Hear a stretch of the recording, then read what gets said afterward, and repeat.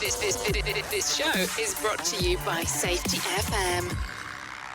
What's up, peeps? Welcome back to Rebranding Safety. Today is a quick fire conversation between me and the Hop Nerd. Let's jump into the intro. I'll tell you some more about it. Let's go.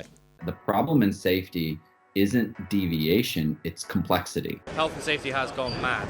Health and safety is trying to unpick having gone mad in the past. There's no one solution and one problem. The problem is that we are looking for one solution. Does the structure of the team allow them to flourish? Feel safe enough to be uncomfortable. The environment defines our behaviours. People aren't the problem, they're the solution. Rebranding Safety, crushing the stereotype. Brought to you by Riskfluent. What's up, peeps? Welcome back to Rebranding Safety. Rebranding Safety is a YouTube channel and podcast doing exactly what it says on the tin. So if you're new here, hit that subscribe button, follow, bell, whatever. My name's James MacPherson from Riskfluent Limited, and I am the host of Rebranding Safety. Rebranding Safety is kind of like our passion and our value, our purpose at Riskfluent. So thank you for joining us on our journey. It's lovely to have you here. Today, we are talking with the Hop Nerd. So, the Hop Nerd, Mr. Sam Goodman, is becoming a regular on Rebranding Safety. But this is an episode where I was on the Hop Nerd. We screwed up the times and the dates, and we only had 30 minutes. And we decided, screw it, let's go with this. We haven't planned this. We haven't really thought what we're going to talk about could be crammed into 30 minutes, but let's go for it. So we literally had a fast 30-minute in-depth conversation. Have a listen. Tell me what you think. I'll catch you at the end. I'm going to start recording just so I don't forget, because it's been that kind of morning, man. I woke up this morning to find out that one of the dogs had gotten in here and chewed up my other headphones, the ones that actually work, so I can only hear you in one ear right now. So I had to order another pair this morning. It's been one thing after another today, man.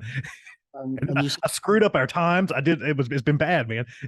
How the fuck are we going to talk just for 30 minutes? I don't think that's ever happened. We're just going to have to run with it, man. We're just going to have to run with it. It's going to be a Hop Nerd Rebranding Safety quick fire session. Quick fire.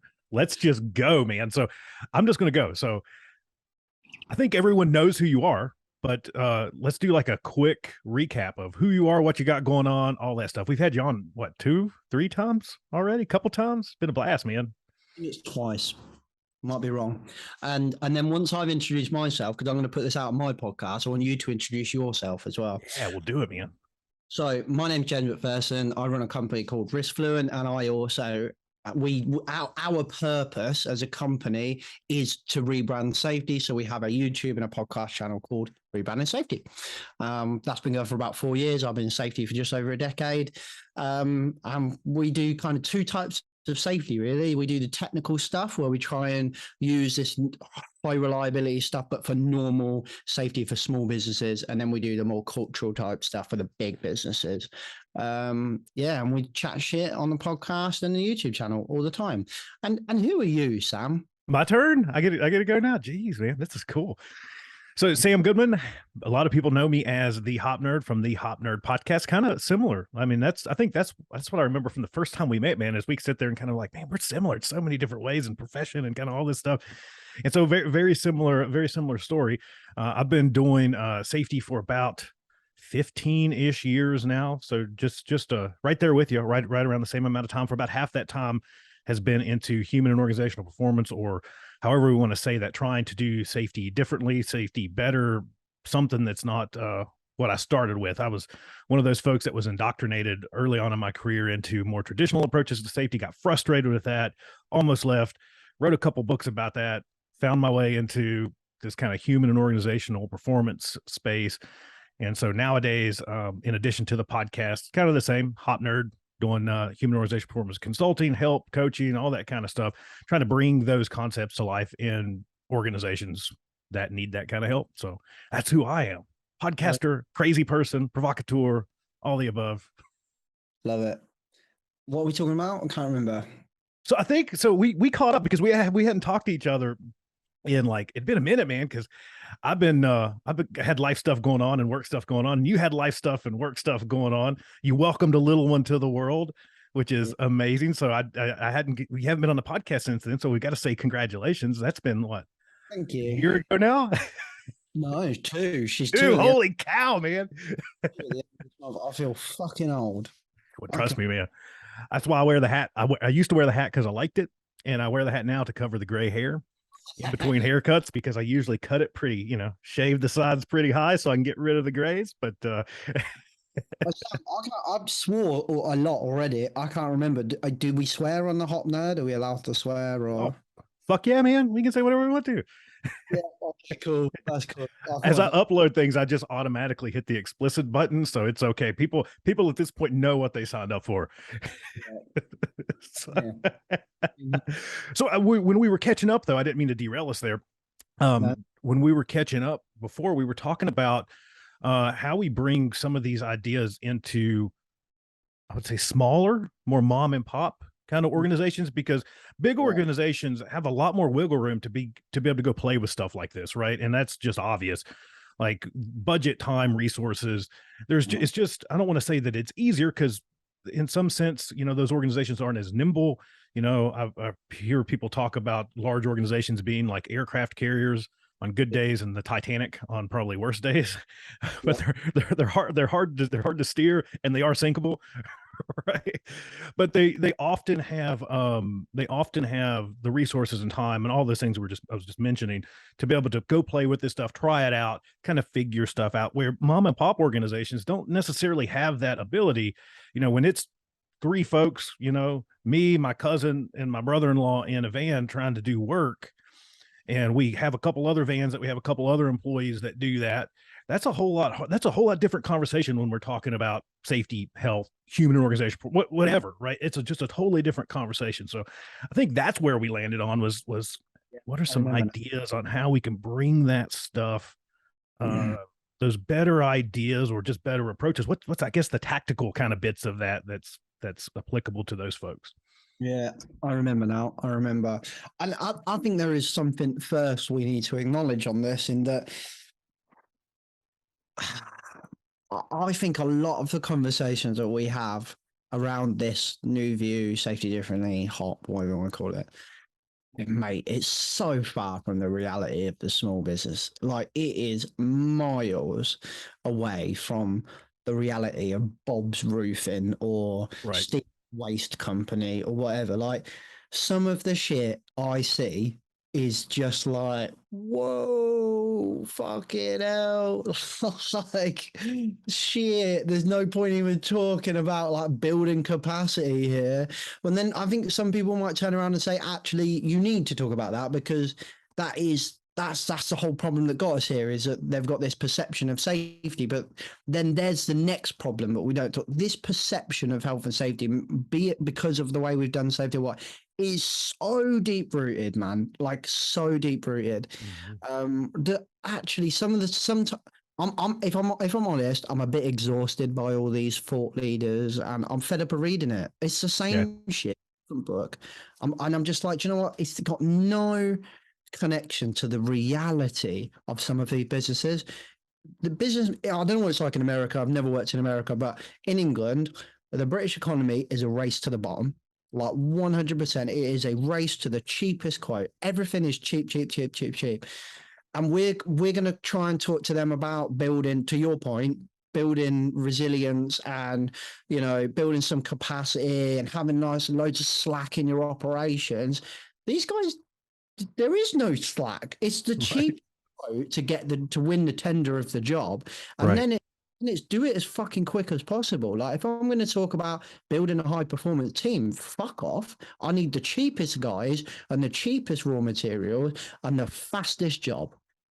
And that, that is miles away from the Deckers, the Conklins, the Honagels of the world. Way different, right? I think so. It's very similar, I think, in a lot of ways to what you're just mentioning in the economy. And then you also see this emergence of kind of like solopreneurs and kind of these kind of small entrepreneurs and kind of small startups. And I mentioned like a few folks in the van doing stuff, because that's a lot. I mean, just here in Arizona where I'm at, I mean, there's a dude in a van that made a company and there's 1,000 of them, right? And it's him and them and a couple of their family members to start with. And then maybe they have 5 or 10 employees, and they're doing some pretty high risk crap, right? I mean, here we're building tons and tons of houses. You got guys crawling all over roofs and laying tile and doing all the kind of crazy stuff that comes along with building homes or building apartment buildings. Or I'm just using that as an example because I can look out my window like right across the street and they're building like 150 new homes like over on a hill. So I can do I can do some safety observations with my binoculars from the window. But exactly, yeah. And especially in those situations where profit margins are like razor thin, especially as a startup company, and I just had to buy a $50,000 van and I'm having to pay a payroll and all of those things. I think so. Something that was standing out to me as you were kind of talking was this idea that, with our larger organizations that I just call them safety focused organizations. Yeah. Organizations that kind of have that embedded somewhere and have had that embedded within their organization for a good amount of time. And they're usually mid to large size kind of organizations. I think that we take for granted the fact that safety has been ever present, even though that it's not, we can look back on it now and kind of apply a healthy dose of presentism and kind of compare where we're at morally now and say, well, that was immoral then, and that's not fair. That's obviously not fair. We're kind of bad at doing that quite a bit, especially at safety stuff.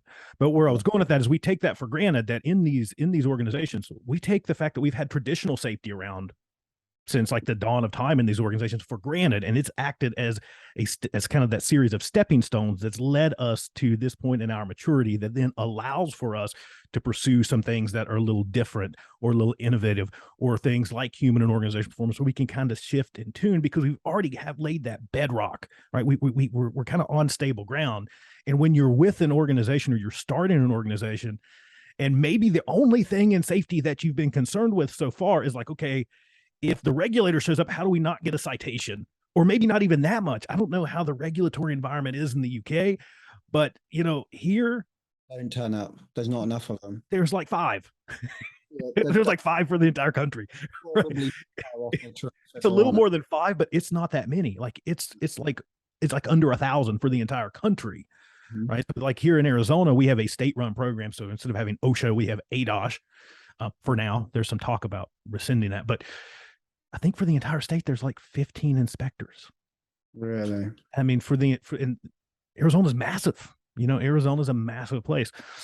So again, I guess not to sidetrack us, I know you and I both in like a time crunch a little bit today, but that was what was standing out to me is that I think we take that for granted. Right? I think we take for granted that this kind of doing things differently or trying different approaches is a part of maturity that has come along with all those past evolutions, because we're keeping a lot of that, right? We're not getting rid of prevention. We're not getting rid of following the regulations. We're not just throwing all that stuff out the window. I think it's been a series of stepping stones that led us to this. In small organizations, you don't necessarily have that. Yeah. And to put this into perspective, in the UK, SMEs, small, medium-sized enterprises, account for 99.9% of the business population in the UK economy. Yeah. 99.9%. That's amazing. Like, and the people we're targeting with this stuff, or people that having these conversations, are the 0.1%. Yeah. And talking about the 99.9%, and of those, I knew it was a high percentage, but I wanted to check, so I googled it. At the start of 2020, there were estimated to be 6 million UK private sector businesses. 1.4 million of these had employees, and 4.6 had no employees. Wow. So 6 million have no employees. Wow. And it's a huge percentage of that, I believe, is going to be really micro to small businesses. Right. Yeah. Minor percentage of that is actually medium business, because medium business in the UK is actually a pretty big business. But yeah, and then if you were to kind of look at the other point here, I've just googled how many inspectors there are in the UK for the HSE. It says there's more than 100 inspectors in 22 offices across the country. So when you say more than 100, you mean 101? Yeah, just a smidge above 100, just enough to say more than. Yeah, there was 100, but then there's like this one guy's not very good, so we'll call him half. But it's just. So when you think, oh yeah, most businesses are safe now, right? Like, mate, I've worked in some businesses in this very short amount of time of 7 months I've been in a consultancy, and I'm just like, fuck me, like that machine is not legal, right? But just got no idea. And we are the fucking miles away from this stuff. But the problem we have now, I think, is what I hear a lot. James, I'd love to get you in. I'd love to get you in to come and help us do all this stuff you talk about in the podcast, but we're not ready yet. We don't even have we don't even have risk assessments. We don't even have this. And I'm like, okay. So what you're going to do then is you're going to do all of these risk assessments, all of these policies and procedures, and then bring us in, and we're going to go back and redo all of that shit. Right. Like, so we think it's this like step 1, step 2, step 3, like it's this evolution, because to your exact point, I think you hit the nail on the head. We're naively assuming that everybody has these base level of traditional safety, whatever you want to call it, and we also naively assume that it's all shit, like we read in the Safety Anarchist, for example. But actually, some of it's good, some of it's all right, some of it's pretty shit. Like, but we've now got it in our heads that what we're going to do is write all of these risk assessments in the way that we don't like them, to then go back and redo them, instead of going, let's just talk about doing risk assessments better. Yeah. It just I don't know, mate. It blows. I get exhausted with it, if I'm honest. Like, I go on LinkedIn. Do you know what? I go on Twitter for a rest from LinkedIn, because LinkedIn's that's bad, man. LinkedIn for me is just exhausting now. Well, it is. And so that's what I've noticed, not to dive down that social media rabbit hole that much. But I do that where I just log off. And I think my last hiatus was like 7 months or something like that, where it's just like, I need a break from this. It's too much of an echo chamber. It's too much hot air.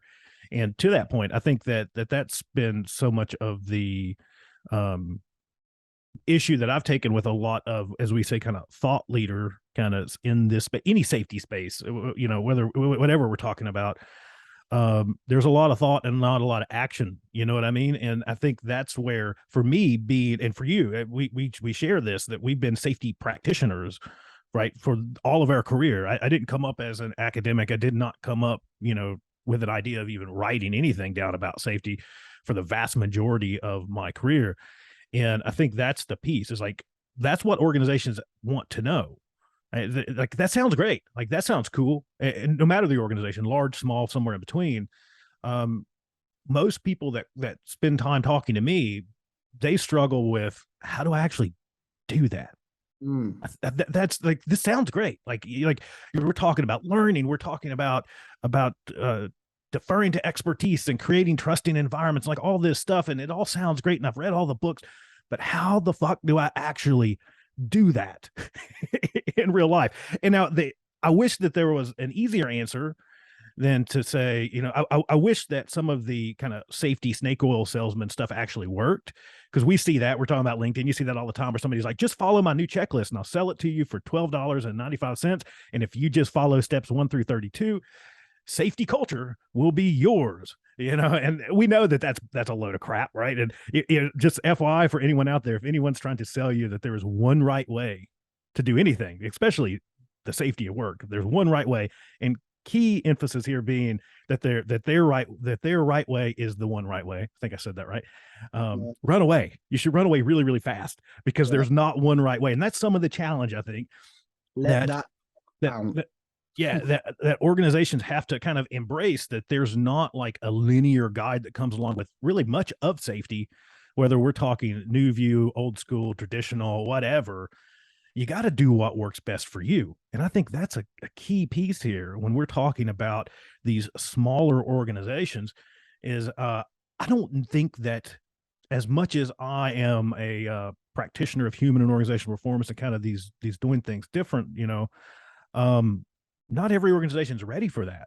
I think that's a key thing to take away, that you have to lay a certain element of, you got to have the scaffolding built first before you can start doing the work on top of it. And I don't know that you can just, now the principles I think are sound and they carry through, but again, I don't know that you can just jump in and just say, we're going to this organization that has 7 employees that just started last week is going to go through transformational change.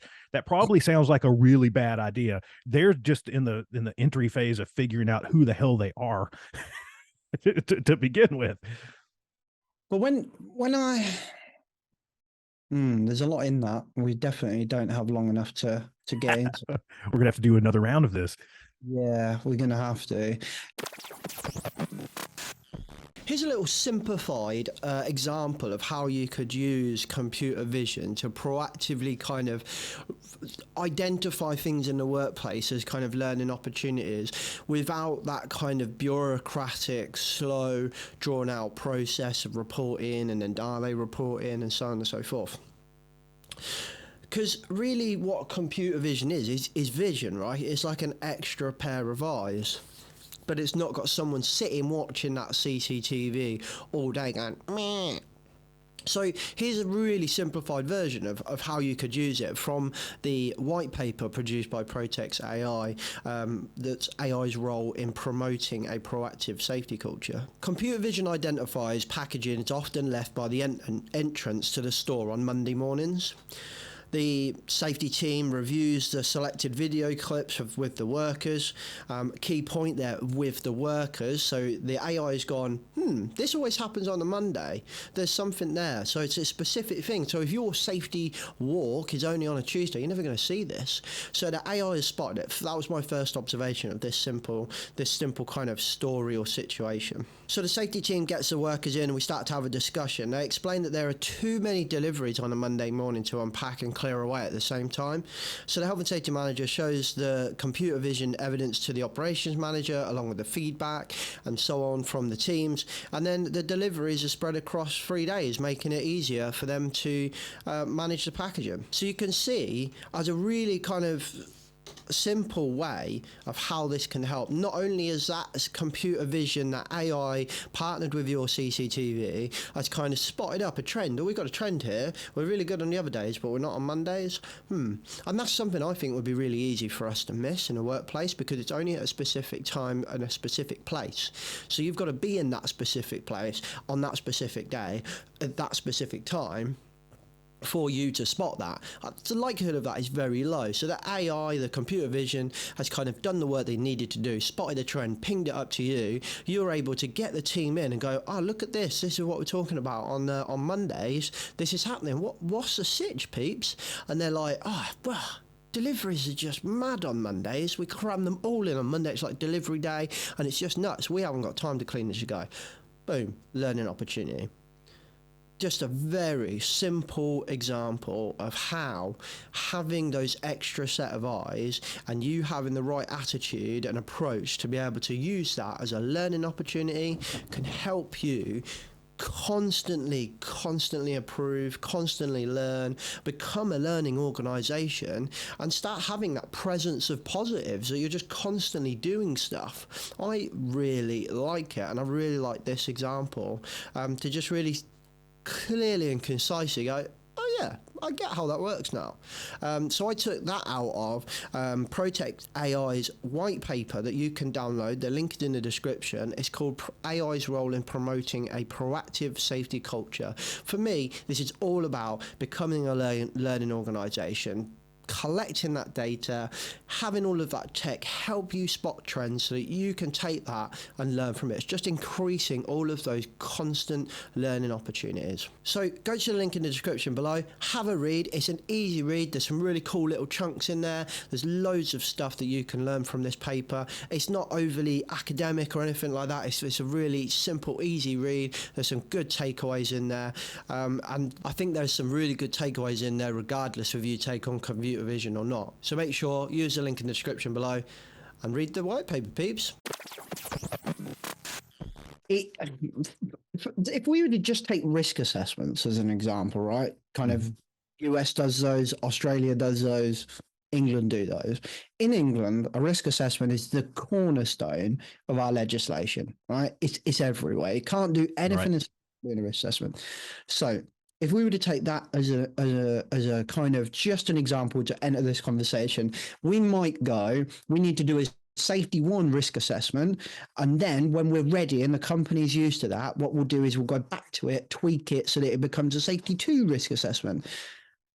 I just like, that just sounds fucking stupid. Like what we're going to, that's the same as buying, what we need to do is buy a really shit car and then a really good car. Well, it's a great that sounds like an excellent sales tactic, because then I could sell you something twice, right? But to actually pursue it, I think it hints back at something you were saying earlier in the conversation. I think it's the shift in how we do these things right out of the gate. Right. So a risk assessment is a risk assessment. As we're kind of doing a risk assessment, we're kind of, and I mean that on the side of kind of hazard and risk kind of stuff, right? As we're kind of looking through an organization, as we're kind of working through a process, whatever, and we're looking at that, I think that what changes is what we understand that we can actually manage and manipulate, right, on the other side of that risk assessment, at least in this piece of it. So again, I think that's a practical bit that maybe a smaller organization could actually take on, is this idea of like, as we do risk assessments, rather than doing a risk assessment and then looking at stuff that's very, very brittle, right? Looking at stuff that just doesn't work super good. There's certain elements of that we have to have this probably in the regs, that somewhere there, we're going to have to do this. We got to do that. But what's the most bang for our buck? And when we're looking on the other side of what our actual operational risks are, how do we take that and think more in that way? Right. And not just saying capacity, not just saying building in some margin, but how do we actually build the outcomes that we would prefer to see? And I think a lot of that comes from understanding that one of the few things that we actually have kind of control over is seeking out and managing the presence of controls, and like viable controls, like good, like actual non-brittle, error tolerant kind of controls. And those are concepts that I don't believe have to be super complex. It doesn't have to be, you don't have to go through 7 hours of hot fundamentals and sit down with some type of, known massive speaker to tell you to do that. That's something that you can just kind of shift the way that you're thinking around those things. Like maybe instead of just telling somebody to try harder, let's take that and think, what can we actually do with process X, Y, and Z to at least stack the cards, to stack the deck in our favor, that when my cousin Bob goes to do that, he's not going to fall and go splat. Or when he goes to do that, he's not going to get blinded or lose a limb or worse, right? How can we create systems that actually allow for non-catastrophic outcomes, even when shit kind of hits the fan? So I don't think that has to be a super complex thing. And that's where I really like to share with folks that are kind of early on in their journey, or smaller organizations, like just use that kind of start when safe kind of idea of like, what's the shit that kills you? What controls do you have in place, and are they enough? And like, you're doing it at that point. Like, those are the actual things that matter, right? Yeah. But but when I listen to that, I agree with everything you've just said, Sam, right? 100%. Right. But when I listen to it, I'm like, that's what the fucking legislation said when we wrote it in 1974 in England.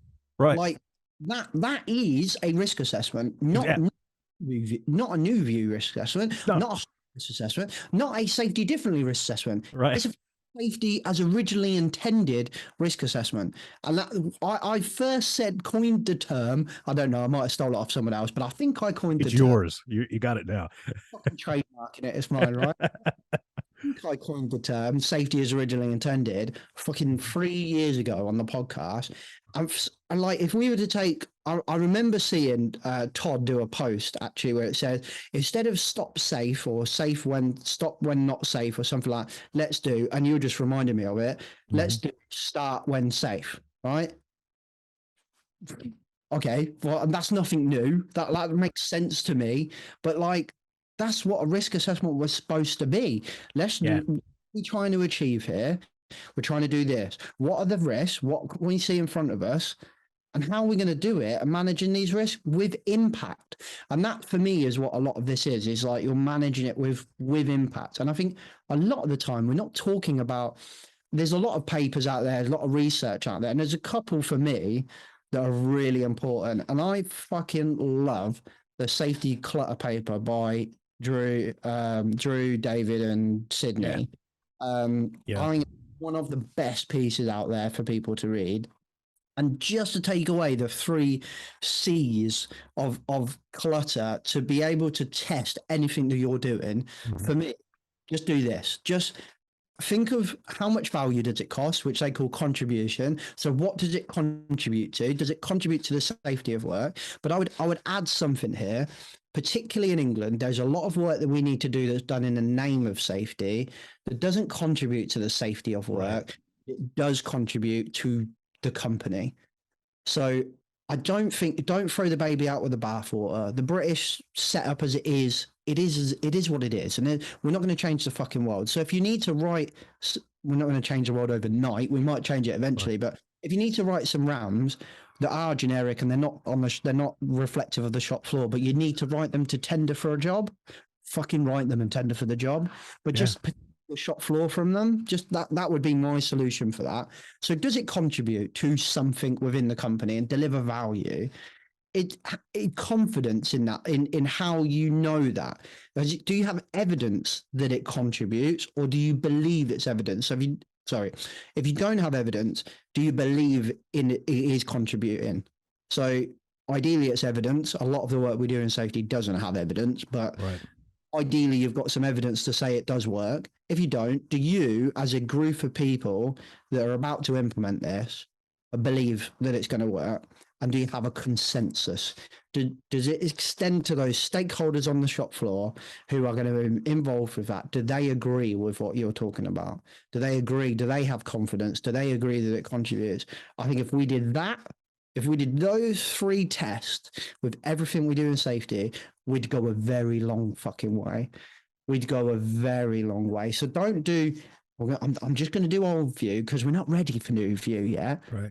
No, I'm just thinking about managing risk, but having impact on the shop floor, having impact on the safety of work. For me, that's not new or old. It's safety as originally intended. I think you're spot on, because it's the question of impact, right? That's the key question. What actually matters, right? To that point, and thinking about examining for what actually matters, what's actually meaningful.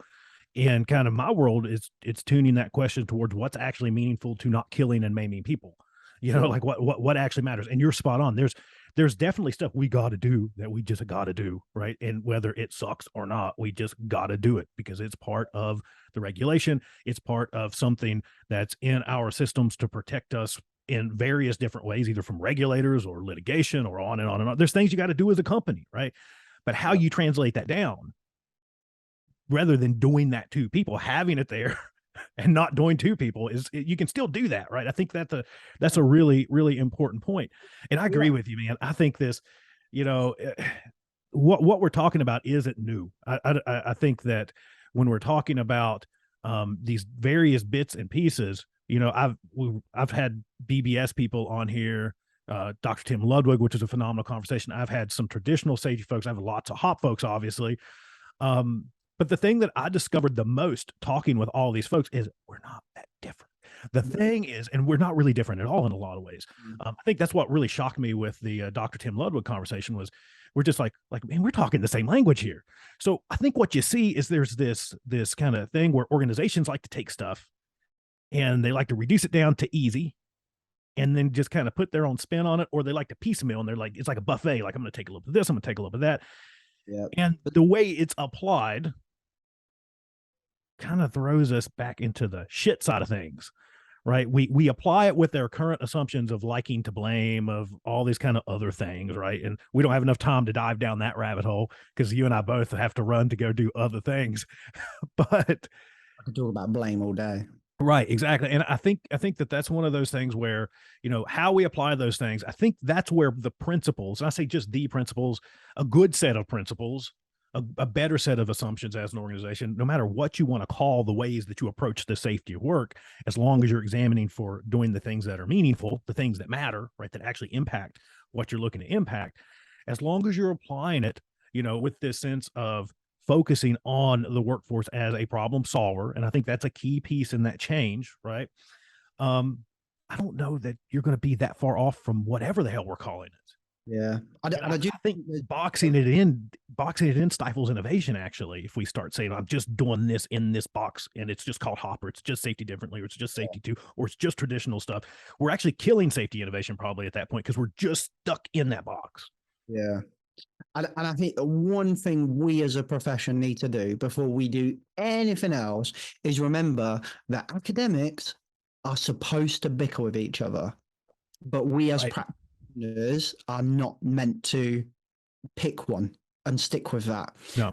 Leave them at the top to bicker amongst each other, get bitchy, write books about each other, do whatever they need to do, because right.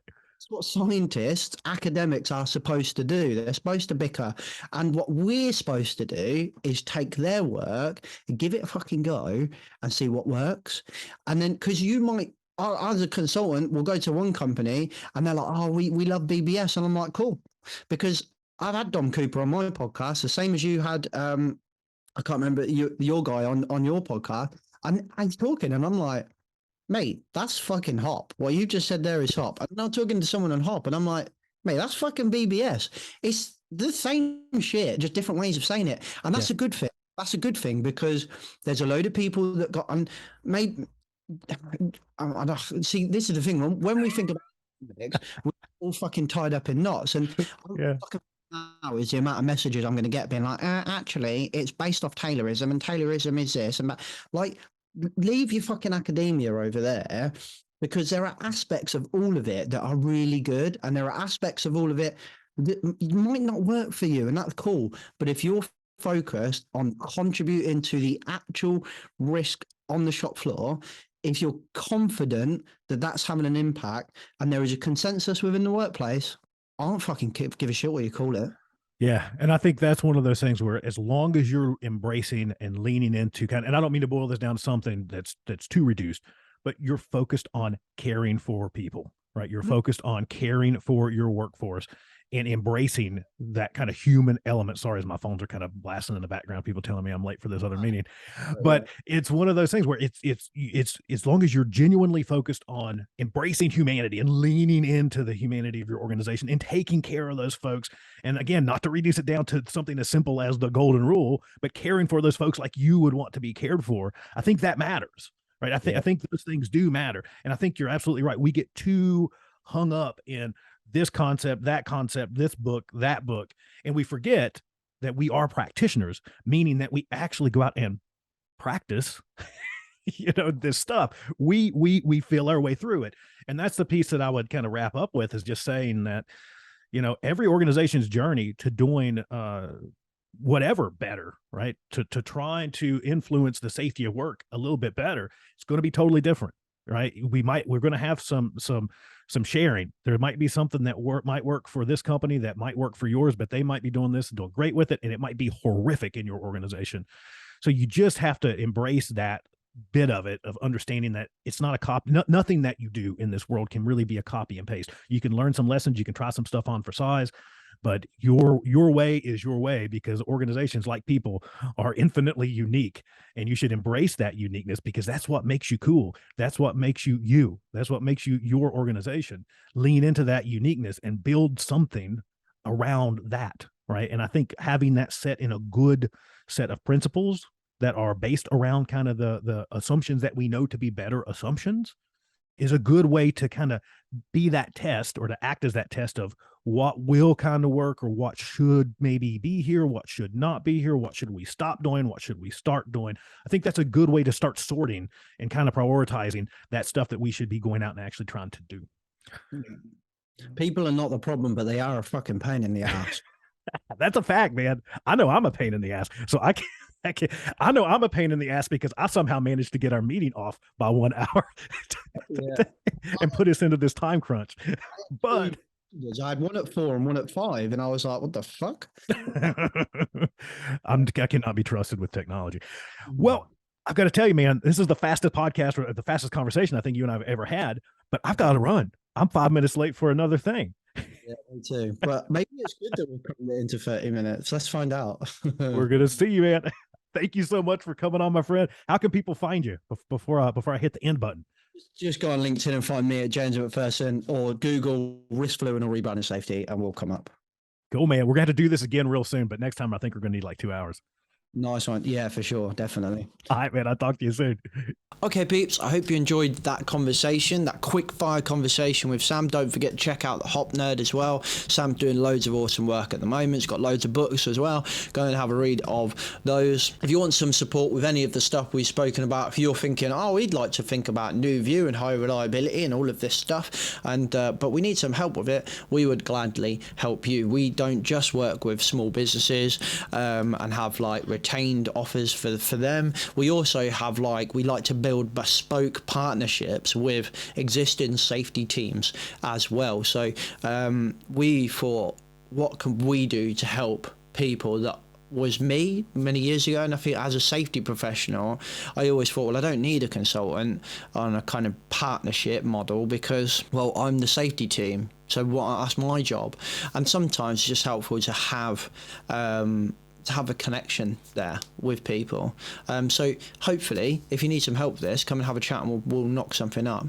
Otherwise, check out the healthandsafetynetwork.com. The Health and Safety Network is, and I will link it in the description below, it's a community of health and safety professionals. So you can have a call a week where you can get some help and some support. You can listen, you can give help and support. You've got a community of safety professionals. It's your own safety team, and more often than not, when we build these bespoke partnerships for our customers, we roll in the Health and Safety Network membership as well, because I think it's such a powerful community. So go check that out as well, healthandsafetynetwork.com. It's in the links in the description below. And if this goes out before the 1st of October, then check out the 1st of October in the Exchange Bar around 3 o'clock. We'll be doing a networking lunch. If this hasn't gone out or you're listening to this after the 1st of October, then you've missed your chance, but we will do it again. Thank you very much. I'll catch you next week. Safe.